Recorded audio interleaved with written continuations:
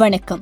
நீங்கள் இணைந்திருப்பது வடக்கின் குரல் செய்திகளுடன். கெஹலியவும் அவரது குடும்பத்தினரும் சிறையில் வைக்கப்பட்டுள்ளமை தொடர்பில் வெளியான தகவல். பிணை நிபந்தனைகளை நிறைவேற்ற தவறியதற்காக விளக்கமறியலில் வைக்கப்பட்டுள்ள முன்னாள் அமைச்சர் கெஹலிய ரம்புக்வெல்ல கொழும்பு விளக்கமறியலில் சிறைச்சாலையின் எண் 2 பிரிவில் தங்க வைக்கப்பட்டுள்ளதாக சிறைச்சாலை வட்டாரங்கள் தெரிவித்தன. கெஹலிய ரம்புக்வெல்ல முன்னர் விளக்கமறியலில் வைக்கப்பட்ட போது கொழும்பு விளக்கமறியல் சிறைச்சாலையின் இந்த பிரிவில் இருந்தார். இந்த நிலையில் முன்னாள் அமைச்சர் கெஹலிய ரம்புக்வெல்லவுடன் கைது செய்யப்பட்ட அவரது மனைவி மற்றும் மகள் வெளிக்கடை மகளிர் சிறை பிரிவுக்கு அனுப்பப்பட்டுள்ளனர். பண மோசடி குற்றச்சாட்டுகள் தொடர்பான விசாரணை தொடர்பாக மூவரும் நேற்று லஞ்ச ஒழிப்பு ஆணையகத்தால் கைது செய்யப்பட்டனர். அதற்கமைய 3 சந்தேக நபர்களும் நேற்று பிற்பகல் கொழும்பு தலைமை நீதவான் தனுஜா லக்மாலி முன் முன்னிலைப்படுத்தப்பட்டனர். சந்தேக நபர்கள் 50,000 ரூபாய் ரொக்கட் பிணையிலும் தலா 5 மில்லியன் ரூபாய் மதிப்புள்ள 3 சரீர பிணையிலும் விடுவிக்கப்பட்ட நீதிபதி உத்தரவிட்டார். சந்தேக நபர்கள் வெளிநாடு செல்வதற்கு தடை விதிக்கவும் நீதிபதி உத்தரவிட்டார். எனினும் பிணை நிபந்தனைகளை நிறைவேற்ற முடியாததால் 3 சந்தேக நபர்களும் நேற்று பிற்பகல் விளக்கமறியலில் வைக்கப்பட்டனர். கோர விபத்தில் சிக்கிய தம்பதி தமிழர் பகுதியை உலுக்கிய சம்பவம்.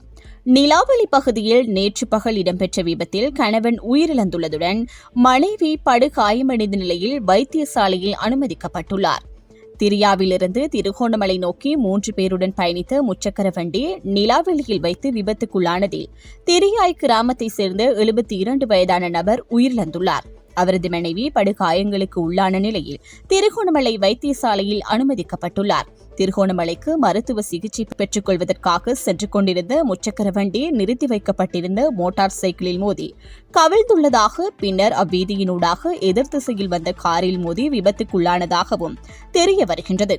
இந்த சம்பவம் தொடர்பில் முச்சக்கர வண்டியை செலுத்திய நபர் போலீஸ் விசாரணைக்காக அழைத்து செல்லப்பட்டுள்ளார். நாகப்பட்டினம் யாழ்ப்பாணம் நிறுத்தப்பட்ட கப்பல் சேவை மீண்டும் ஆரம்பம். இந்தியாவின் நாகப்பட்டினம் யாழ்ப்பாணம் காங்கேசன்துறை இடையே கடல் சீற்றம் காரணமாக தற்காலிகமாக நிறுத்தப்பட்ட கப்பல் சேவை நேற்று மீண்டும் ஆரம்பிப்பதாக தமிழக ஊடகங்கள் செய்தி வெளியிட்டுள்ளன. நாகை துறைமுகத்திலிருந்து இலங்கையின் காங்கேசன்துறைக்கு கடந்த 2023 அக்டோபர் முதல் பயணிகள் கப்பல் இயக்கப்பட்டு வருகின்றது.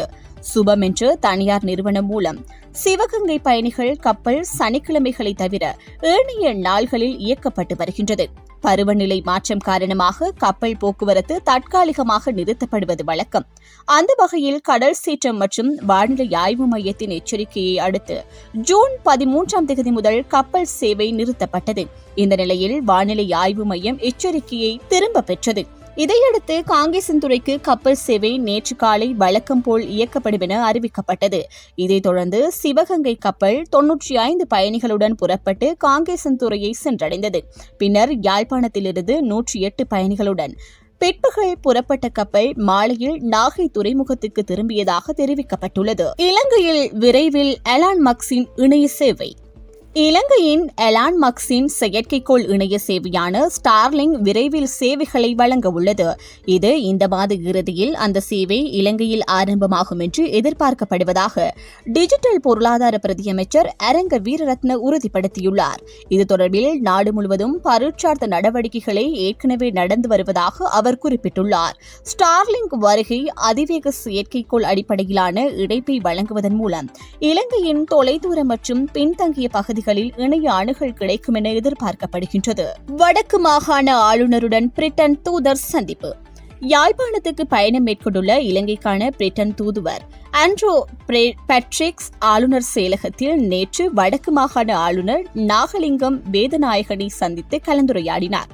இதன்போதே செம்மணி மனித புதைக்குழி அகழ்வு காணி குறித்து நிர்ணய திணைக்களத்தினால் வெளியிடப்பட்ட வர்த்தமானி மற்றும் தைட்டி திச விகாரை விவகாரம் என்பன தொடர்பான பல நிலைமைகளை வடக்கு மாகாண ஆளுநரிடம் இலங்கைக்கான பிரிட்டன் தூதுவர் துருவி கேட்டறிந்து கொண்டார். சுற்றுலா பயணிகளின் வருகை தொடர்பிலும் விமான சேவை மற்றும் கப்பல் சேவைகள் தொடர்பாகவும் ஆளுநரிடம் பிரிட்டன் தூதுவர் கேட்டறிந்து கொண்டார்.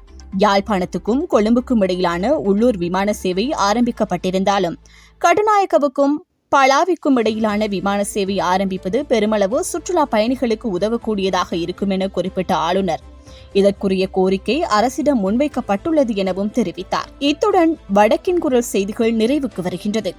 தொடர்ந்தும் வடக்கின் குரல் செய்திகளோடு இணைந்திருங்கள். வணக்கம்.